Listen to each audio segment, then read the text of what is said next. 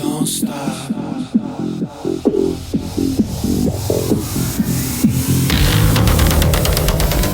Hi, everybody. Thanks for joining me on the Everything and Anything and the Big Gay podcast. And today I'm bringing you the Gay Bit. The Gay Bit is my weekly Friday show where if my podcast throughout the week, those episodes weren't gay enough, I make sure I really gay it up for you or bring you a really fun gay topic on this Friday. So thanks for joining me. Today, my topic is we're going to talk about all of these apps that are very addictive. The apps meaning dating apps or hookup apps where you're trying to meet people. And I am telling you this from my point of view because I am in a 27-year monogamous relationship and I don't have these apps.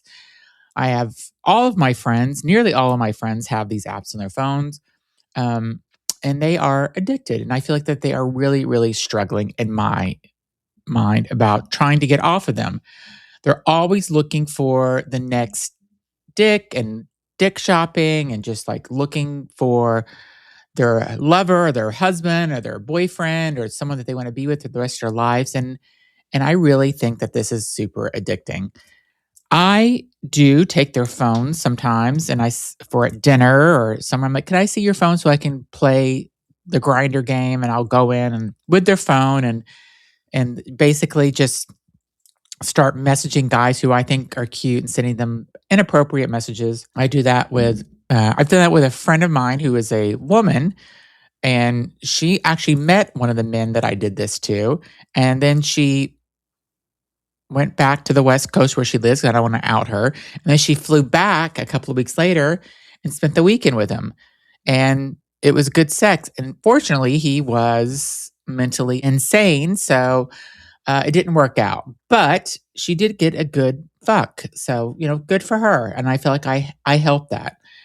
I have other friends that are on this app and they're always chasing the next person. It feels to me like this is almost like a gambling addiction in some ways. And I'll go into what I think about that in a little bit later. But, there's so many apps out there. There's Grindr, there's Scruff, there's Jacked, there's Hornet, Growlr, Her, Tammy, I think is a lesbian app. There's all these apps. Then you have more of them. And those apps, I think a lot are are they for hooking up only? No, I guess not. I mean, I don't really know. I know Grindr seems to be a hookup only app, but again, this is my point of view. I don't know for sure. But then there are apps like straight people, gay people use Tinder and Bumble and Hinge, OkCupid, eHarmony, Plenty of Fish. There was another one I was thinking of. Oh, Raya. Raya is the one where if you're like kind of famous, I think that you have to apply to get on. There's one more that I was thinking of, but I guess it doesn't matter. Oh, then there's Sniffies. Sniffies is like the real hookup app. So I had a friend that was visiting me 9 months ago and was staying here. And he's like, oh, I wonder what's going on in Sniffies in your neighborhood. I'm like, probably nothing. And because I don't feel like there's like I don't see like gay guys, like it's not like the South End or Chelsea or Hell's Kitchen in New York City. It's not like I have a ton of gay people that are walking around this neighborhood. I mean, there are gay guys here. I see them, but it's not like there's a ton of them. But he opened up the app and tells me, oh, there's a 25-person orgy happening 2 blocks away from your house. Oh, and then there's a guy with a glory hole that just wants people to come in and stick their dick in the glory hole. And that's only like a half mile from your house. And then there's another guy that's looking to hook up with 3 twinks. And it's like over and over and over, like all these different things. I'm like, who knew all this stuff was happening in my neighborhood? I was not shocked, but I guess I was kind of shocked. I'm like, I didn't know all this was happening.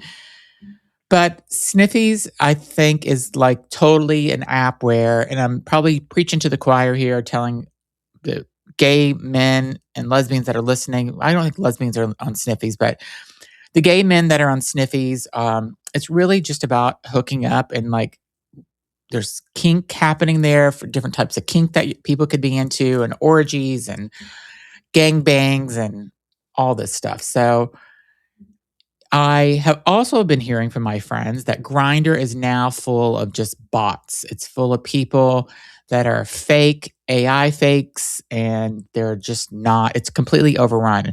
And it's hard to actually meet real people there. And I just asked them, like, what's the purpose though? Like, what is the purpose of a bot wanting you to talk to you? Because you're not going to like meet them. And they're like, well, they want you to go on WhatsApp and they try to steal money from you. Like, it's like a whole thing. So, and my friend said the same thing. My straight friend, who's a woman, said the same thing about Tinder, that she got sick of Tinder because there was all these guys on there and she was talking to them. And all the ones that were really like kind of good looking and normal were fake, or it was somebody that was just, it was an AI picture and it was a guy on the other end that was trying to get her to go to WhatsApp and basically trying to get her to put in bank account information and shit like that. So it just seems like a complete mess. But the problems with these apps is that it's all super transactional, it feels. It's all like service level. It's very low effort. I feel like people are really going on there. They spend so much time. It's almost like doom scrolling, but doom scrolling to find sex or to find a relationship. People are creating these fake personas. There was a show on MTV, I think it still may be on. It's called Catfish, where people would pretend they were somebody else online, and then you would go and meet, or they would never meet you sometimes. But I guess if they did meet you, it wasn't really them. They had to explain it. Anyway, this show Catfish would actually go and like seek out the person. And then it was always like 9 times out of 10, it was like somebody that was a complete opposite of who they said they were. If they said that they were this, size 0 model or size 1 model as a woman, and it would go and it would really be like a, 800-pound fat man that was there just trying to talk to people online. So it was, and they would do this to anybody that they were meeting. And they had like a whole fake persona that they were doing. And it was quite an interesting show. The other thing is that I think is happening on these apps is that people are ghosting. And my friend that lives in New York has met several guys online, and has talked to them, and on the phone or text and everything. And several times they were going to meet up, and this one particular guy, they were going to meet up and they didn't. And I think after the 4th time, the guy just like ghosted him. And he was like so into the guy. And, after talking to somebody for 4, 5, 6 weeks, you start to get to know them when you're texting every day. The guy's sending pictures. The guy's sending pictures of his dick, sending pictures with his dick in his face. So he thought he was real. But what I have come to the conclusion is I think this guy was just sending fake pictures.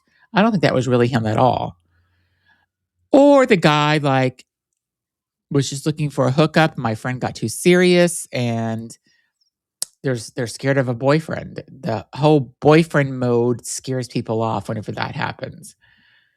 But the other thing is I'm like, well, tell me what this guy is saying. And you can't take screenshots in these apps anymore. Because I really wanted to go in and evaluate what my friend was doing wrong. Because I thought he was doing something wrong or saying something too forward. Like, oh, I can't wait for us to move in together and be in love and have, 2.5 children.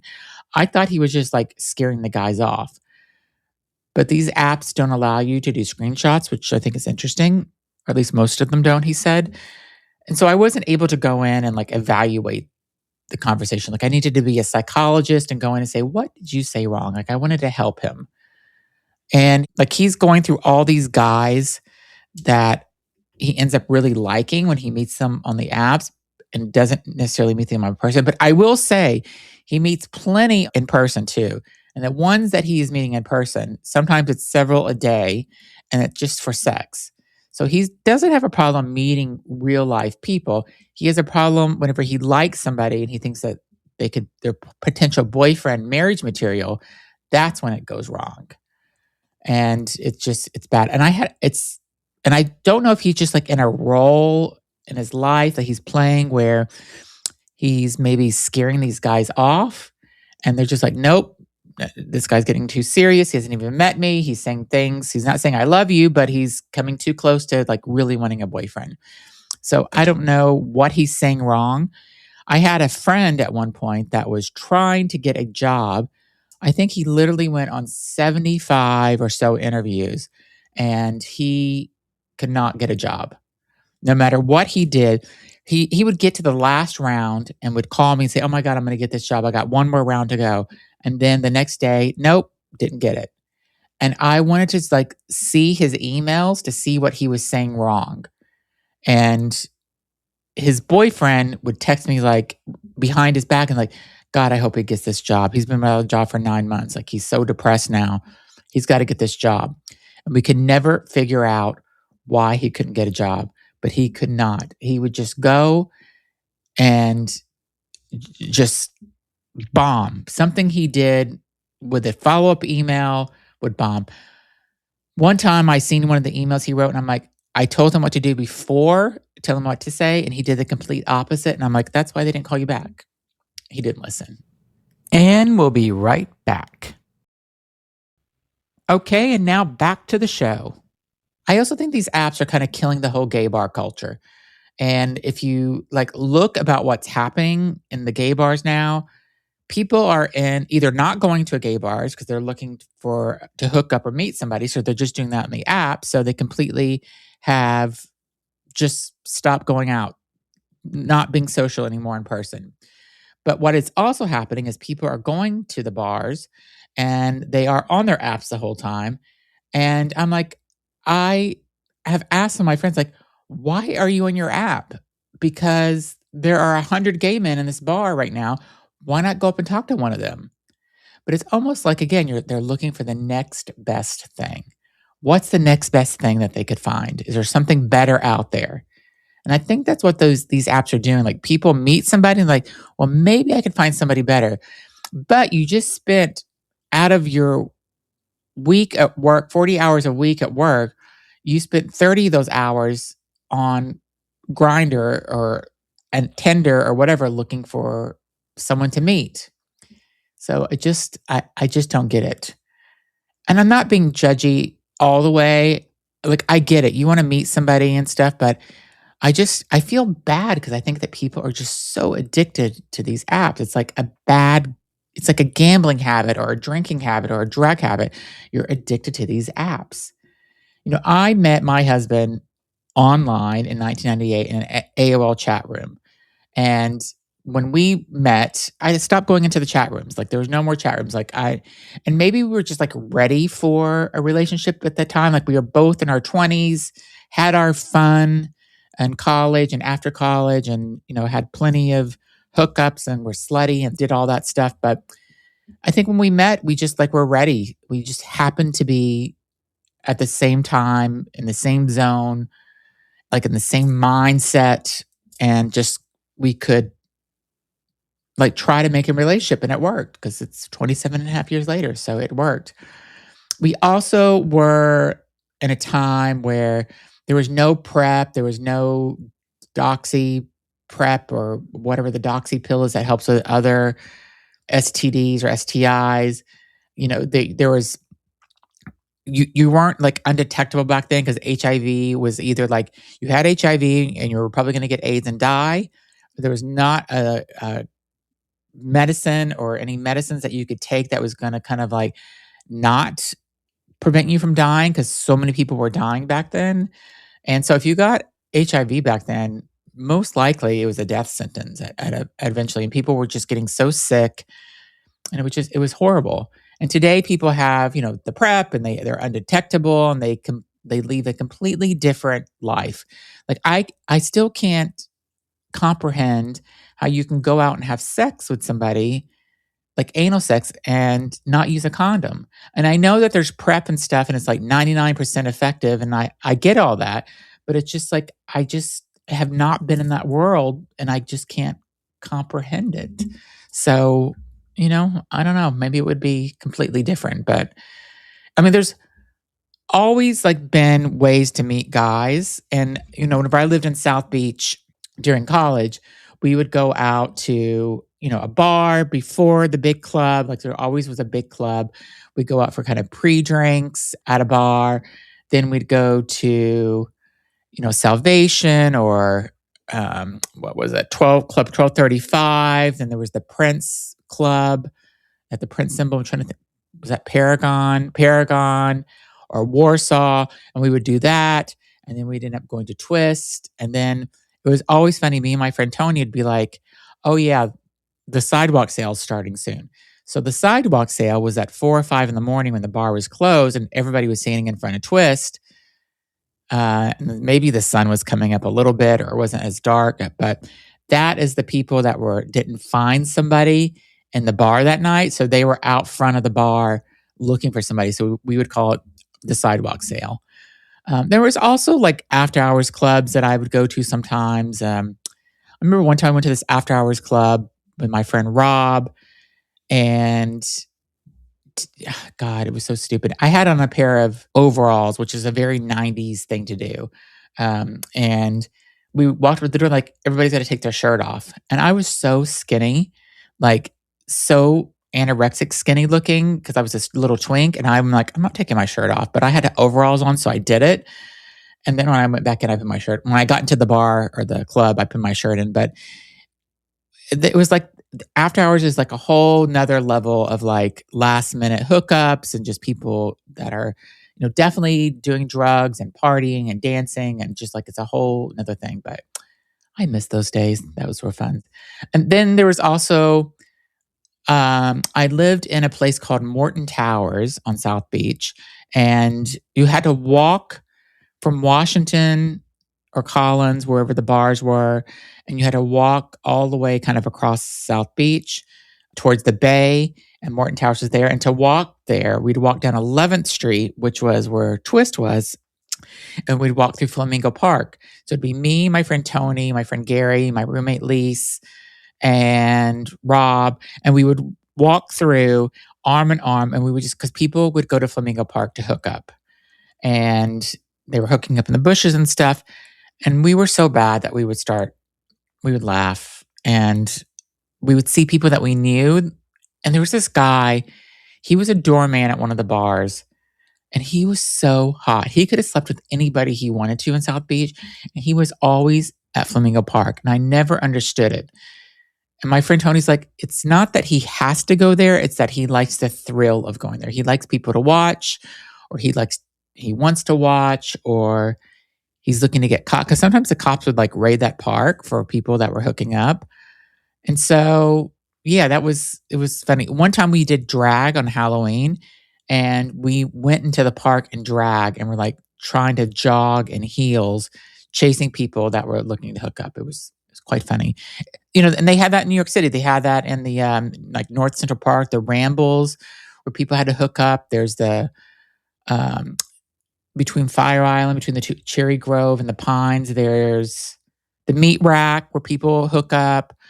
I was trying to think. There was another one. I thought people used to hook up in bathrooms. Like I think George Michael got caught hooking up in a bathroom and stuff. At my college, where I went to school at, there was one building that, God, I wish I could remember the name of the building. There was the bathrooms that were there. Like college guys would go in this bathroom and like hook up and go into the stalls with each other. I wish I could remember the name of that.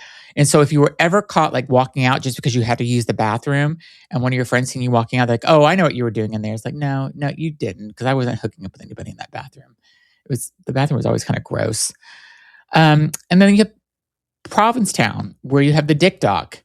So I have gone there with my friends to the Dick Docks, and not to hook up, but to go down there because we wanted to see who was there. And it's so fun because I go down there and I immediately start laughing, and I'm trying to hold it in and I'm snorting because I'm laughing so hard.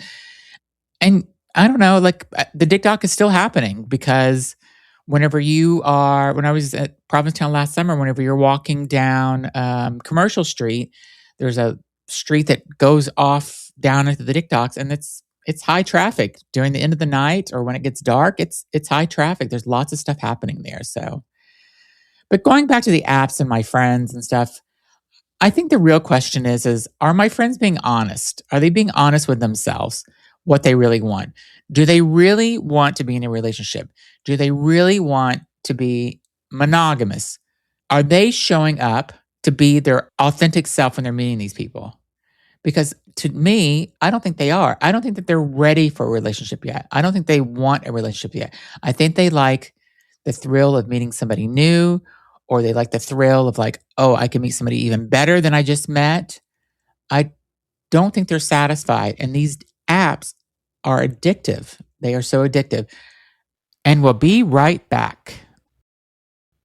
Okay, and now back to the show. Most of my gay friends that are in a relationship or that are a couple today are in open relationships. So they have their husband, but they also have their um, their opportunities to go out and meet people. Usually when they travel for work or their husband's out of town or something, that's when they do it.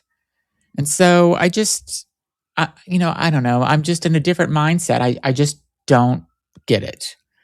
And I'm going to do another episode about meeting friends later in life or as a gay man. And this will be for straight people too, because making friends is not easy either. But I'll talk about that in another episode. I do think that though that COVID really made people realize that it's okay to be alone and sometimes, but I think there's a lot of people that also got very lonely and they don't want to be alone after COVID because they spent so much time by themselves and had too much time to think. And yeah, I mean, I get that. Like sometimes whenever I'm trying to go to sleep and I overthink things, I couldn't imagine like being alone in an apartment or a house during COVID and all you're doing is you have nothing to do but think. You're working or making sourdough bread or doing a house project, but you couldn't go anywhere because everything was closed. And yeah, I don't know. I think that these apps people depended on these apps. And I remember my friend that lived in New York was still kind of meeting people during COVID, not at the very height of COVID, but when COVID was slowing down a little bit and people still weren't really going out in public. He took chances. I'm like, well, what did you do? You hooked up with a mask on? He's like, no. Like he said, he tested for the last, week or whatever it was, 7 days, and he's had no symptoms, and I tested and I don't either, so we think we're good. So people were still hooking up during the pandemic, which is so crazy to me. And I do think that a true test of a relationship once you meet somebody is you have to go on a trip with them. Not a long, long vacation, but a long weekend trip. And if you can survive a vacation together with somebody, then you can make it in a relationship. I think you have a good chance, not that you can. Me and Andrew took our first trip. We were probably together a year and a half where we took our very first trip and we went to DC. So Andrew went to George Washington University. We went down to DC. He knew DC well, and we went down and drove down, and we had a great time. But this is whenever I knew who Andrew really was too. I mean, I knew who he was because we were together a year and a half, but I got a different side of him. Because I really think for the first year, a year and a half, we didn't have one fight. We didn't argue about anything. We got along really, really good. So good, it was kind of scary. And then that trip was like when we got on our first kind of little spat. We were sitting, having breakfast at this place, and I'm like, I'm not that hungry. So he's like, I'm going to get a bagel. I'm going to just get me a coffee or a cappuccino or a latte or whatever it was. And so he did. And he came back and he's sitting at the table. We were sitting outside at this table, actually. I remember exactly where we were. I can almost picture what we were wearing. And I said, oh, can I have a bite of your bagel? And he goes, no, I'm so hungry. I'm like, but you have like a whole bagel. Like, I can't have a bite? He goes, no, I'm way, way too hungry. I'm like, you're kidding, right? He goes, no, just go buy your own bagel. And I was shocked. I'm like, you want me to go buy a whole bagel for one bite? I can't have a bite. He goes, no, I am hungry. I'm starving. I need every bite of this bagel. I said, okay. And I was like a little pissed off about it. I think I went and bought my own bagel and took a couple of bites and then threw it away. But I'm like, what a waste. And now it's funny because anytime one of us are hungry, we say to each other, are you DC hungry? Because DC hungry means that you can't wait. And that means you're not sharing anything you get. So if we're ordering dinner out, he's like, oh, do you want to share that? Or we're ordering DoorDash or something. Do you want to just share a dish because I'm not super hungry? And if I'm like, no, I'm DC hungry, we know we got to get our own plates. We got to get our own meals. So we had a nice little, I don't know, it was nice. Like we have a memory now from that. So it's DC hungry, and it's been 26 years since we said DC hungry, and we're still saying it. So And I also just kind of feel that I think it's the generational thing also, I'll say. Like, is it generational though? Because like my friends are my age or a little younger, a little older, and they're all on the app. So I don't even know if it's a generational thing. I mean, back in my day, we had AOL chat rooms where you can meet people, and you had Craigslist before there was a Craigslist killer. Like I met people on Craigslist when I lived in Miami. Like I don't know why I did, but I did. Probably should have had my head in somebody's freezer and been dead. But yeah, I mean, you those are the things that you do when you're hooking up with somebody. You take a chance. Oh, there was also this phone line that was in Miami in the 90s. It was called Megaphone, or Manhunt or something. Megaphone. So you would call this phone line and you would just get connected. You had no idea who you were talking to, and you would just get connected to somebody. And I remember I would always try to like make my voice really deep, like, "Hi, this is or what was my name? I didn't use Kyle. Kyle was my fake name. Oh, this is Kyle. What's up, bro? Like I was trying to be like all butch sounding and stuff. And the funny thing is that my friend Tony I ended up going like running into him on that chat line one night. I'm like, what are you fucking doing here? And he was trying to make his voice all deep and stuff. And I'm just like, oh my God. And then my friend Todd, I'd always, whenever I'd call this stupid line to meet somebody, and you know when I would do it? I would do it when I was driving home from the bar. This when I had a cell phone. I moved back in with my parents for a while, and I was driving back, which is like a 40-minute drive from South Beach. Like I have 40 minutes to like go on this phone line and like find somebody. And I did meet some people on the way home sometimes and made a stop off, but I it would be my friend Todd a lot of times. I'm like, Todd, do you ever hang up on this phone line? Like you're on here 24/7. So I guess the addiction for these things, it's just like and one addiction for another.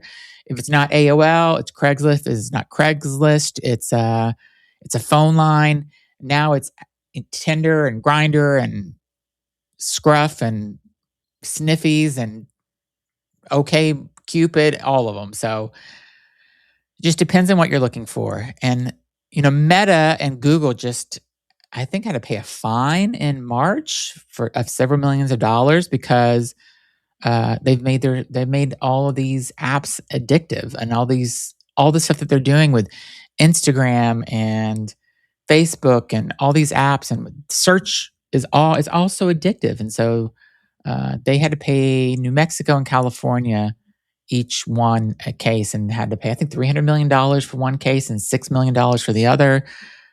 And I'm sure there's a lot more details into that, but the court found that what they are creating is very addictive. And it's just like an alcohol addiction or a drug addiction. These apps are the same thing. It's just an addiction. Like I started off at the beginning of this podcast, it's like gambling is an addiction.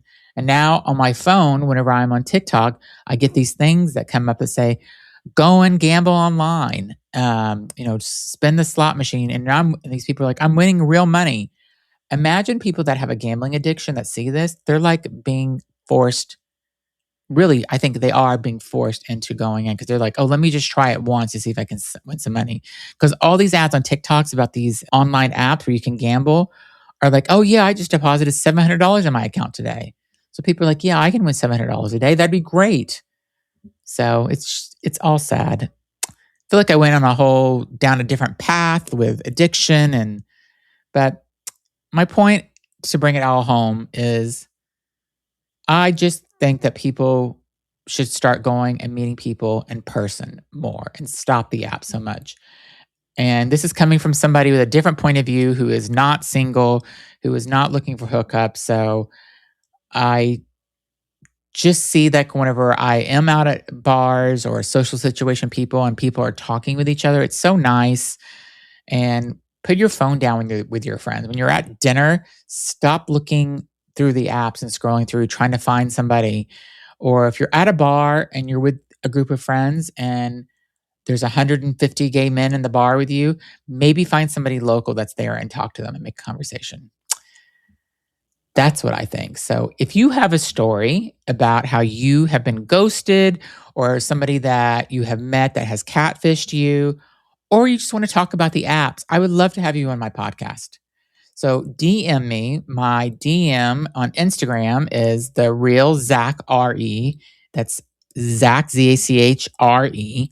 Find me, send me a DM. I would love to have you on my show. I'd love to hear your stories about how you have met people successfully, not successfully, been ghosted, why you love the apps, why you're sick of the apps. Let's talk about the apps together. I would love a conversation with somebody to talk about this, and not one of my friends because I know what they're going to say already. So thanks so much for listening to me and my latest gay bit. I appreciate you guys and have a great weekend. I will be back on Sunday with a new episode.